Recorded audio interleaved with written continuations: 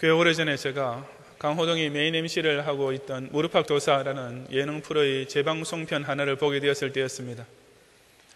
마침 그 당시 제가 좋아하던 여자 연예인 중에 한 명이었던 한예슬 양이 나왔기 때문에 흥미를 가지고 시청하게 되었습니다.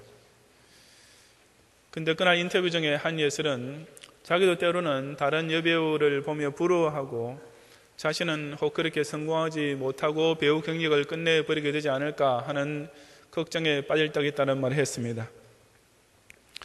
아시다시피 한예슬 본인부터가 이미 정상급 여배우이요 수많은 광고에 등장했던 미모의 모델로서 다른 연예인 지망생 여자들로부터 그 얼마나 많은 부러움을 사고 있었겠습니까?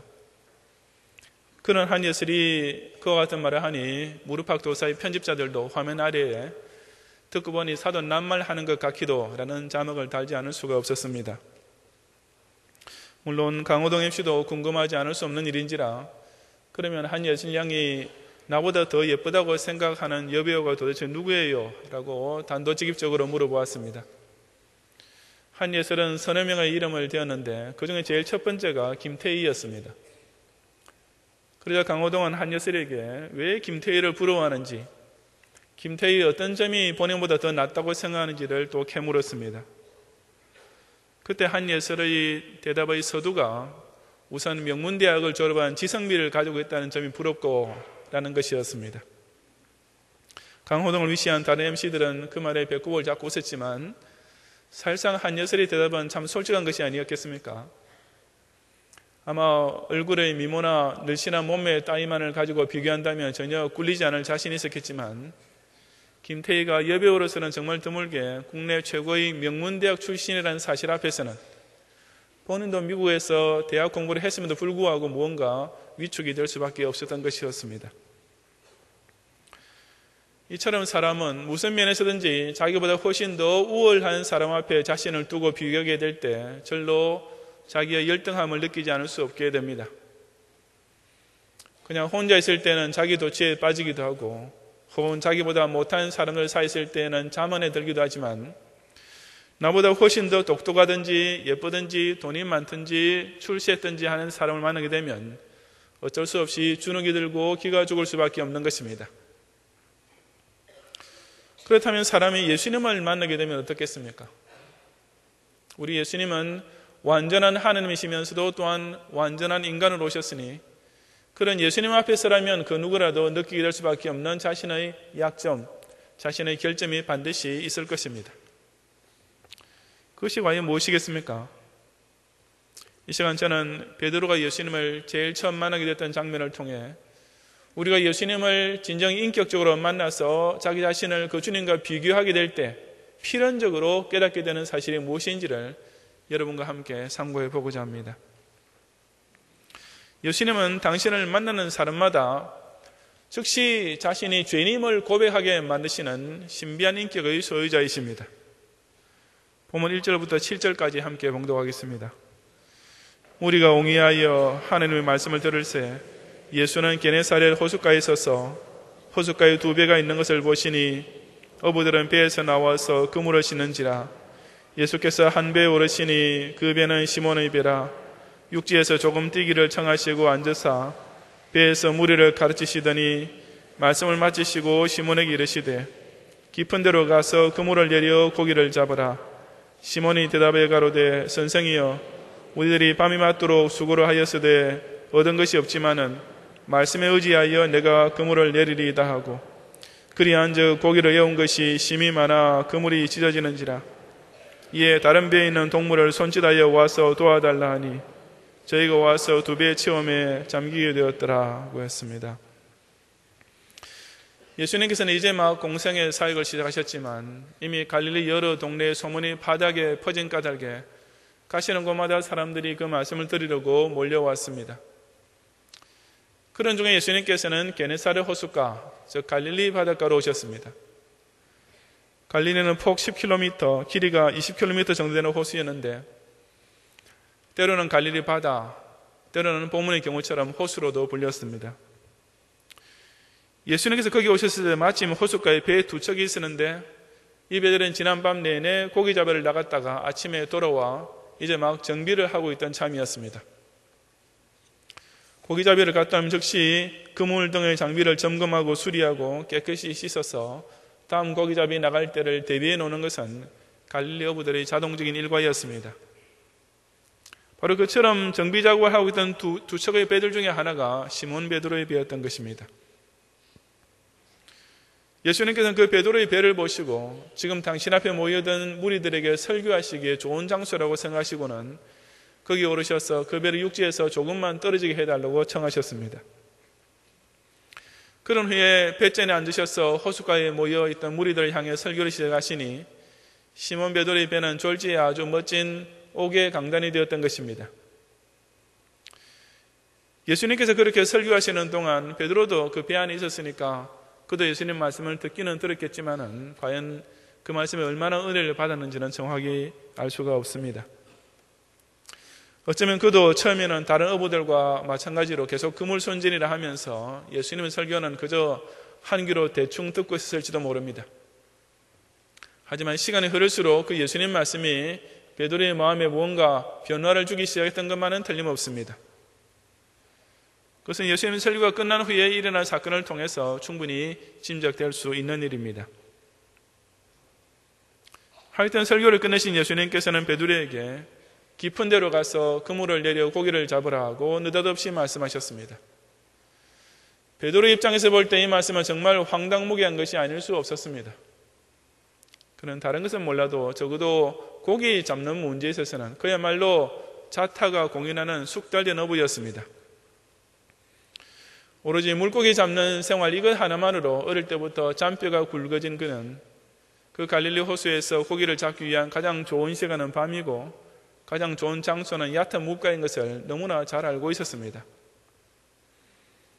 그럼에도 불구하고 예수님께서는 대낮에 깊은 데에다가 그물을 내려 고기를 잡으라고 그에게 명하셨습니다.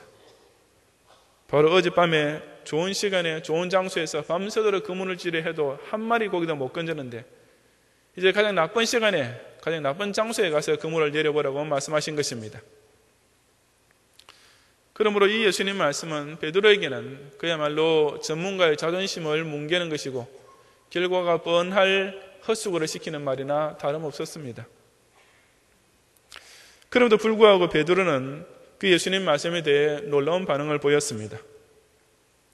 우리들이 밤이 맞도록 수고하였으되 얻은 것이 없지만 말씀에 의지하여 내가 그물을 내려보겠습니다 라고 했던 것입니다. 여기서 베드로가 말씀에 의지하여 라고 한 것을 볼 때 그는 조금 전에 있었던 예수님의 설교를 들으면서 어떤 감동을 느꼈던 것이 틀림없습니다.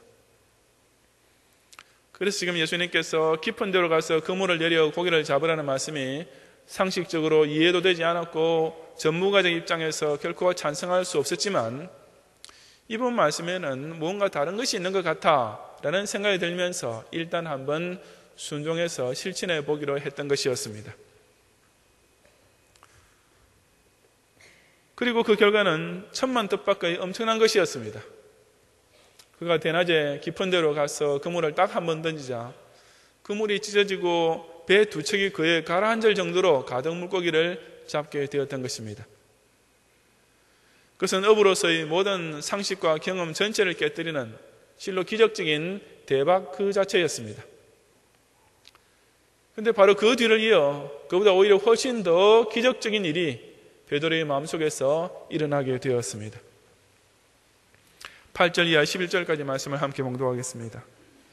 시몬 베드로가 이를 보고 예수의 무릎 앞에 엎드려 가로되 주여 나를 떠나소서 나는 죄인으로소이다 하니 이는 자기와 및 함께 있는 모든 사람이 고기 잡힌 것을 인하여 놀라고 세베대의 아들로서 시몬의 동업자인 야고보와 요한도 놀랐습니다.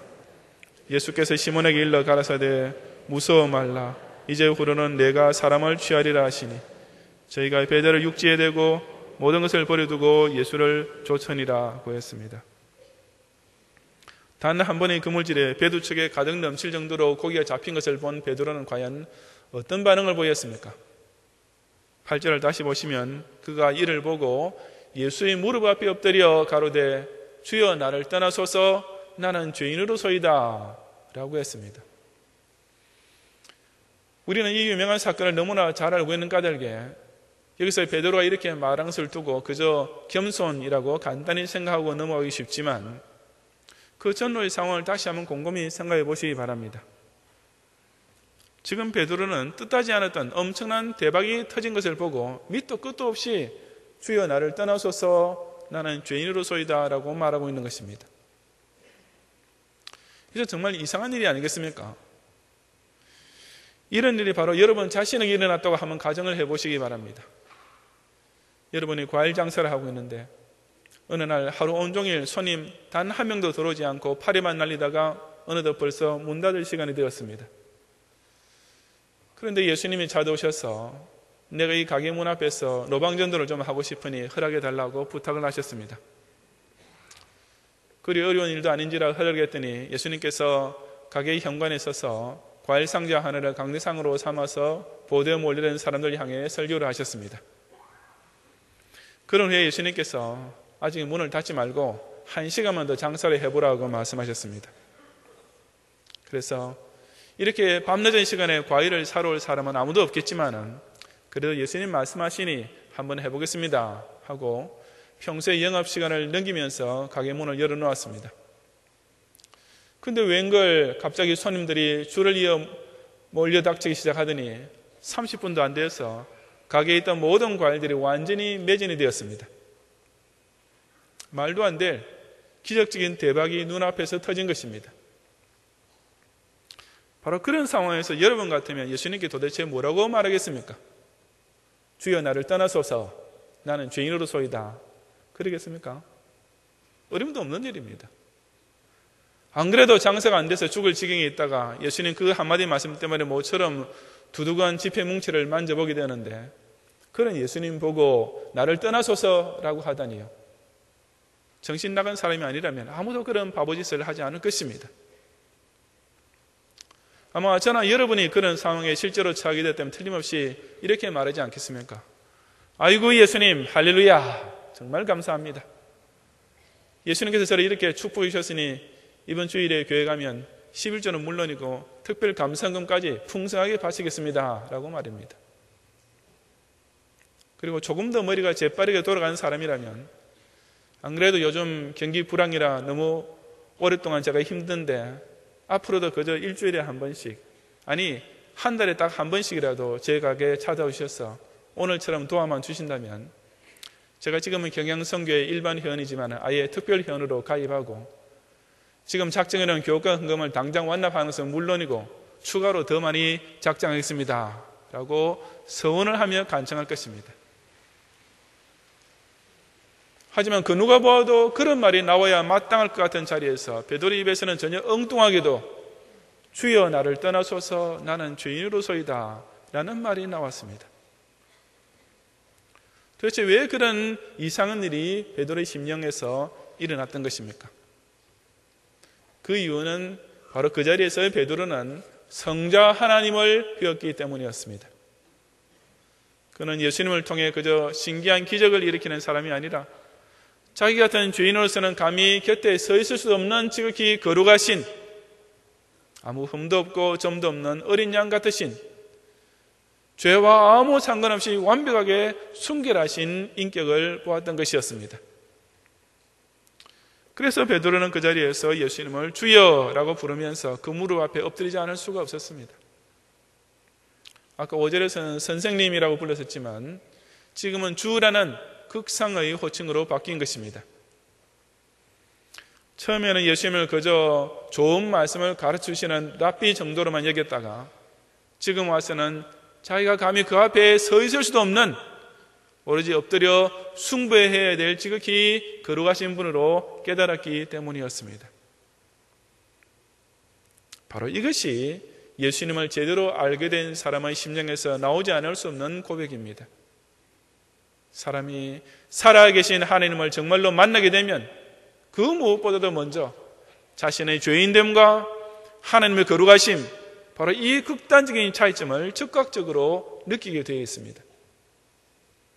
극단적으로 더러운 것이 극단적으로 깨끗한 것과 같이 한자리 있게 된다는 것이 지극히 부자연스러운 것처럼 사람은 이 거룩하신 하나님 앞에 잠시라도 머물러 있을 수 없을 정도로 자신이 지극히 더러운 죄인이라는 사실을 깨닫고 그야말로 몸둘 바를 모르게 되는 것입니다. 베드로가 고기를 많이 잡게 되었다고 좋아하는 대신 당장 예수님 앞에 엎드리게 되고 무슨 감사의 인사조차 드릴 여유도 없이 자신의 죄인됨을 고백하게 된 것이 바로 그 때문이었습니다. 반면에 예수님은 이렇게 많지 못하는 사람은 결코 그런 죄인 고백이 나올 수가 없습니다. 왜냐하면 그런 사람은 그 비교의 대상을 성자 하나님이신 예수님이 아니라 같은 죄인에 불과한 다른 사람에게만 두기 때문입니다. 주변에 있는 사람들과만 비교해 본다면 나는 꽤 양심적인 사람이고, 감옥에 갇혀 있는 죄수들과 비교해 본다면 나는 훨씬 준법적인 사람이라고 자부하게 될 수밖에 없습니다. 그러니 남들이 자기를 향해 법 없이도 살 수 있는 사람이라고 칭찬해 주는 소리를 들으며 만족하고, 그런 식으로만 노력하면 죽는 날까지 하늘 우러러 한 점 부끄러움 없는 인생을 살 수 있다고 은연중에 자타공인하게 되는 것입니다. 하지만 그런 사람들은 사실상 끝내 자신이 하나님 앞에서는 어디까지나 진노받아 마땅한 죄인일 뿐임을 깨닫지도 고백하지도 못한 채 결국 끝까지 죄인으로 하느님의 심판대 앞에 서게 될 뿐인 것입니다. 사람이 바퀴벌레를 볼 때 어떤 생각이 제일 먼저 듭니까? 그 누구라도 자기 집안에 바퀴벌레가 기어다니게 된 것을 보게 되면 당장 저 더러운 놈 빨리 잡아 죽여야지 라는 두 가지 생각이 들 수밖에 없습니다. 생기기도 정말 징그럽게 생겼는데다가 온갖 더러운 병균들까지 옮기고 있으니 바퀴벌레라는 존재는 사람 앞에서는 오로지 더러운 벌레이며 죽어 마땅한 해충일 뿐인 것입니다. 하지만 바퀴벌레 본인한테 넌 더러운 놈이고 죽어 마땅한 놈이야 라고 한번 말해 보십시오. 그 말을 듣고 순순히 자복하면서 회개할 바퀴벌레가 있겠습니까? 단 한 마리도 없을 것입니다. 왜냐하면 바퀴벌레 저희들끼리만 본다면 자기네가 결코 더럽거나 죽어 마땅한 존재가 아니기 때문입니다. 아무리 바퀴벌레 중에서도 나름대로 미스 바퀴벌레 진선미에 뽑힐 얼짱 S라인 바퀴벌레도 있을 것이고, 학교에서 모범상을 받아오는 착하고 양심적인 바퀴벌레도 분명히 있을 것이며, 엄마 바퀴벌레들이 사이로 삼고 싶어 탐을 내는 엄친아 바퀴벌레도 있을 것이 틀림없습니다. 자기네들끼리만 비교해 본다면 그 중에 아무도 죽어 마땅할 정도로 더럽고 악한 바퀴벌레는 단 한 마리도 없는 것입니다. 하지만 사람 앞에서는 어떻겠습니까? 그야말로 의로운 바퀴벌레는 없나니 하나도 없으며 다 치우쳤으며 함께 더러운 바퀴벌레가 되고 선을 행하는 바퀴벌레는 없으니 하나도 없도다 일 뿐이 아니겠습니까? 우리가 자기 자신을 바로 이렇게 보아야 됩니다. 똑같은 죄인에 불과한 다른 사람하고만 비교하면 스스로 꽤 착하고 선하고 양심적인 사람이라고 자부할 수 있을지 모르지만, 완전한 사람의 몸을 입고 이 세상에 오신 완전한 하나님 예수 그리스도 앞에 서게 되면 아무도 그런 생각, 그런 말을 할 염치조차 없습니다. 그저 그 누구라도 주여 나를 떠나소서 나는 죄인으로서이다 라는 고백만 당장 절로 터져나올 수 없게 될 뿐인 것입니다. 그리고 바로 이것이야말로 사람이 예수 그리스도를 진심으로 영접하며 믿고 따르게 되는 첫 단계입니다.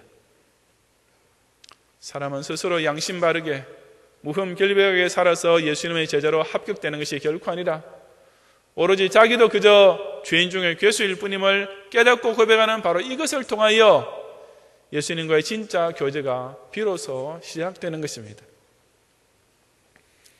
베드로의 그런 뜨겁고도 진실한 고백에 대해 우리 예수님께서 무엇라고 하셨습니까? 무서워 말라고 하셨습니다. 이 말씀 무엇을 겁내지 말라는 뉘앙스가 아니라 무엇 앞에서 떨지 말라는 뜻입니다.